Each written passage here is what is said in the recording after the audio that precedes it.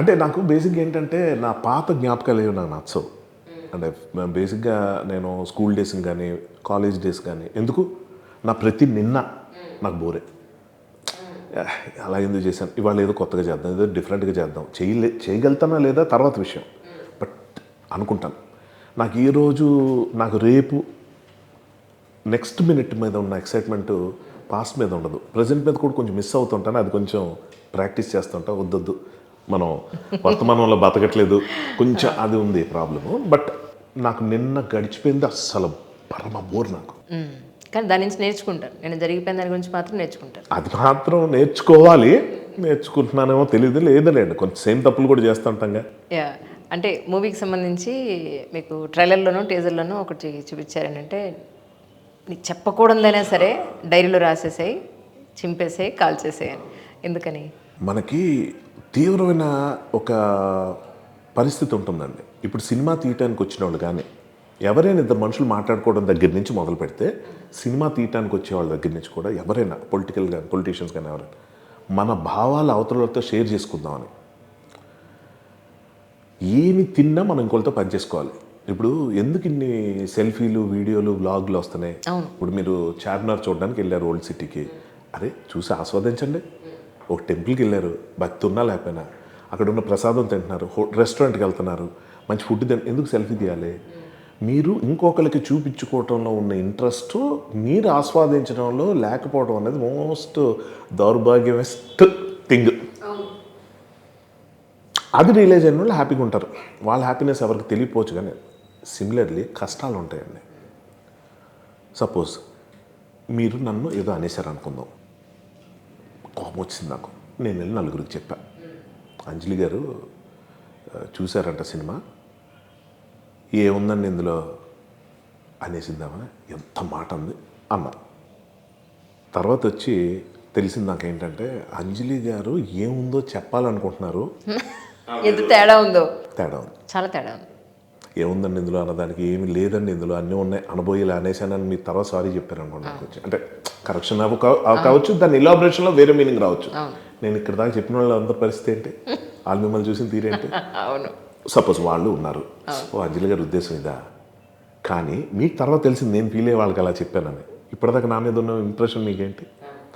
So depends on so many things అండి. మనకి చాలా ఆదేశాలు వచ్చేస్తుంటాయి. ఆ మూమెంట్లో అది పేపర్ మీద రాసాం అనుకోండి, ఒక వెంటింగ్ అంటుందండి, కక్కుకోవడం తెలుగులో చెప్పాలంటే. అది ఒకసారి అయిపోతే ఏమి ఉండదండి.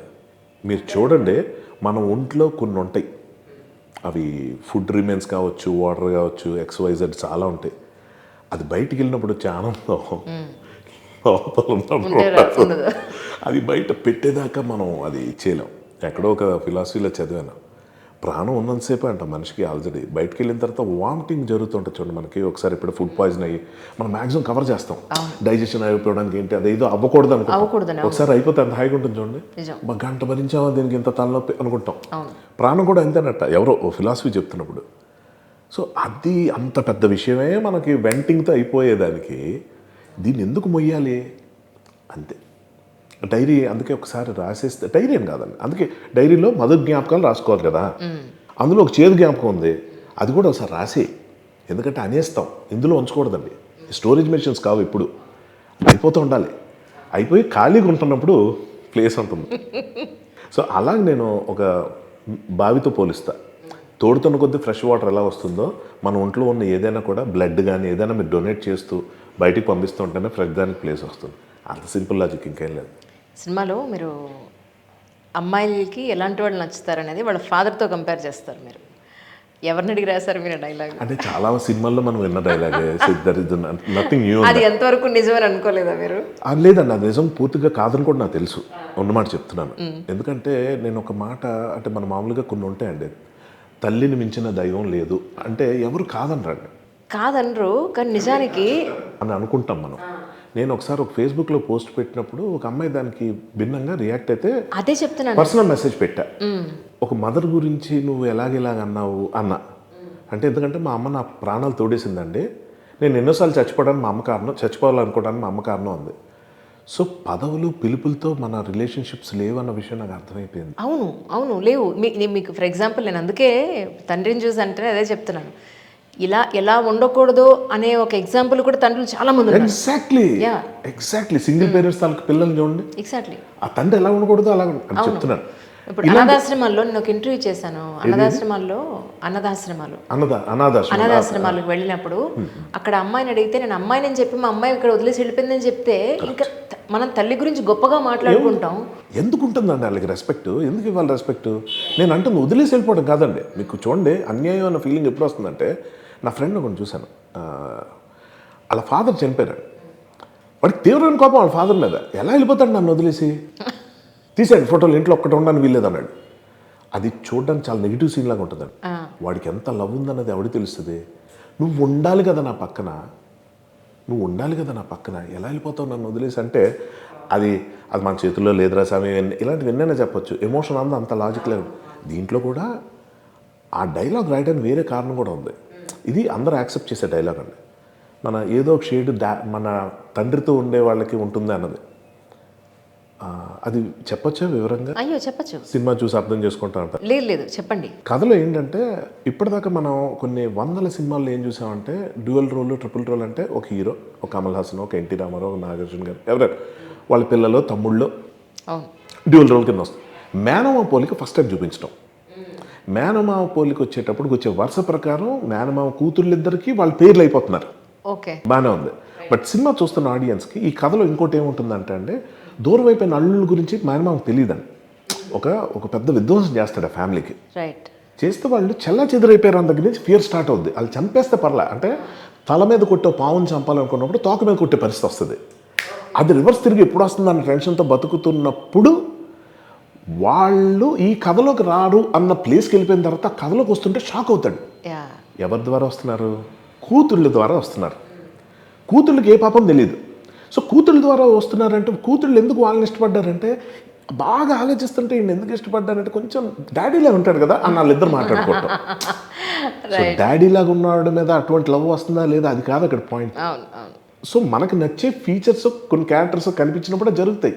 ఎన్నో మ్యానరికల్లో ఉన్న సంబంధాలు ఉంటాయి. మన అలాగే మా ఆయన కూడా కంపారిజన్ వచ్చినప్పుడు నాకు అనిపించింది ఏంటంటే, ఒకటి అది, కానీ స్ట్రాంగ్ ఏంటంటే పాయింట్ ఇక్కడ, ఇద్దరు సుధీర్ బాబులు ట్విన్స్, ఒక ముసలి సుధీర్ బాబు ఉన్నాడంటే, వీళ్ళిద్దరు అతని కొడుకులు అనుకుంటే, పిల్లలు అమ్మాయిలు ఇద్దరు డాడీ అని పిలుస్తుంటే ఫస్ట్ ఆఫ్ ఆల్ వీళ్ళు వరుసలేంటి అన్న ఫీలింగ్ వస్తుంది. ట్రైలర్లో మనం చాలా జాగ్రత్తగా ఉండాలండి ఇవన్నీ చెప్పేటప్పుడు. టైటిల్ మామ మశ్చంద్ర పెట్టి మేనమామ కథ అని చెప్తున్నప్పుడు చెప్పాలి, అప్పుడు అందుకు పెట్టాం. ఈ టైటిల్ ఇంకేదైనా పెడితే ఏమవుద్ది, మాయ మశ్చంద్ర అని పెట్టాం అనుకుందాం. టైటిల్ ఇంట్రెస్టింగ్గా ఉంటుంది, అందరికీ తెలిసిందే. మా అమ్మాని పెట్టడం వల్ల కాంప్లికేషన్స్ వచ్చాయి అంటే కొంచెం ఎక్కువ పోన్లే. ఎందుకంటే ఎంత వీలైతే అంత రుద్దాలి ఇది, లేకపోతే అతను కొడుకులు అనుకుంటే వీళ్ళు ఇలా పిలిస్తే వచ్చే ప్రాబ్లమ్స్ కొన్ని ఉన్నాయి. కొత్త పాయింట్ చెప్తున్నాం, ఆడియన్స్ ఫిక్స్ అయిపోతారు. డ్యూయల్ రోల్ అంటే తండ్రి కొడుకులు కథ అనేస్తారు, అలాగే అనుకుంటారు. ఇది మాయనమామ కథ అని చెప్పాలి. చెప్పినప్పుడు వాళ్ళు ఎందుకు ఇంట్రెస్ట్ చూపించారు అని చెప్పాలి. సో ఇవన్నీ చెప్దాం అన్న దాంట్లో వచ్చిన పాయింట్. సో ఇప్పుడన్నా మాకు ఒకసారి ఒక పాట. సో చూసి లిరిక్స్ తప్ప పాడకూడదు. చైతన్ ప్రసాద్ గారు రాశారు. మన మామ మశ్చంద్ర మూవీలో సాంగ్ ఇది, అమ్మ సాంగ్. నాకు చాలా ఇష్టమైన ట్యూన్ ఇది. చైతన్ భరద్వాజ్ చేశాడు. అడిగా విధినే అడిగా, నన్ను మోసిన అమ్మ ఒడిని గుడిగా, ఎదిగా ఎదలో ఎదిగా, కను పాపలు దాచుకున్న కలగా, ఏనాటి రుణమో పంచ ప్రాణాలై నీ తోడు నాదాయలే, నీ నోటి మాటైనా లాలి పాటల్లే ఊయలే ఊపగా, ప్రేమ సిరి దొరికెను తిరిగే గతమే అనే స్వాగతమే, అమ్మ మళ్ళీ పెంచవా నీలాలనే, పంచవా నీ ప్రేమలో ముంచవా. చాలా బాగుంది సార్, న్యాచురల్ సాంగ్. నేను చెడగొట్టలేదు అనుకుంటాను. అదే మోస్ట్ ఛాలెంజింగ్ సాంగ్ అండి ఇది. ఒక సినిమాలో రీసెంట్గా సుకుమార్ గారి సినిమాలో ఒక షోల్డర్ పైకి పెట్టి చేయడం అనేది మనం అందరూ చూసాం. సో ఇందులో కొంచెం దానికి సిమిలర్గా ఉన్న అని అనుకున్నప్పుడు మీకు ఎలా అనిపించింది? అంటే అది యాక్చువల్గా అది సిమిలర్గా ఉంది కానీ సేమ్ కాదు. ఆయన ఇలా ఉంటారు కదా పుష్పలో, ఇది ఒక మేనరిజం అండి. రైట్ రైట్ ఉంటుంది, చాలా మందికి ఉంటుంది. ఎందుకంటే ఇందులో ఉన్న పాత్రలన్నీ వరుసలు తెలియడానికి ఇది వాడుతున్నాం. సో మేనరిజం పరశురామ్కి ఇలా ఉన్నట్టు మేనమామ పొలికలు ఇక్కడ కూడా వస్తాయి అనమాట. Right right. సో అలా పెట్టాము. హిట్ సినిమా కదా, పర్లేదు. అంటే యాజ్ ఇట్ ఈస్గా ఇది అలా పెట్టి నడిస్తే ఇదేంటి మరి కాపీ కొట్టి ఇది ఇలా అంటాం వరకే, కాబట్టి అది కొంచెం అనిపించింది. కానీ మరి అప్పటికే సినిమా షూటింగ్ అయిపోయింది. ఎందుకు చాలా మందికి మన ఫిల్మ్ ఇండస్ట్రీలో చాలా మంది యాక్టర్లకి ఇలా అనుకోవడాలు, ఇది కోసం రకరకాలుగా ఉంటాయి. ఏమైనప్పటికీ ఇప్పటివరకు మీరు యాక్టర్గా అలా మాటల రచయితగా ఎంతో సక్సెస్ అయినా, డైరెక్టర్గా మా అందరి ముందుకి కూడా రావడం ఇదే మొట్టమొదటిసారి కాబట్టి, సో సూపర్ డూపర్ హిట్ అవ్వాలని మనస్ఫూర్తిగా సిగ్నేచర్ స్టూడియో నుంచి కోరుకుంటూ. థ్యాంక్ యూ అంజలి గారు. Thank you so much for great opportunity. Real thank you. అందరికీ నమస్తే. Thank you.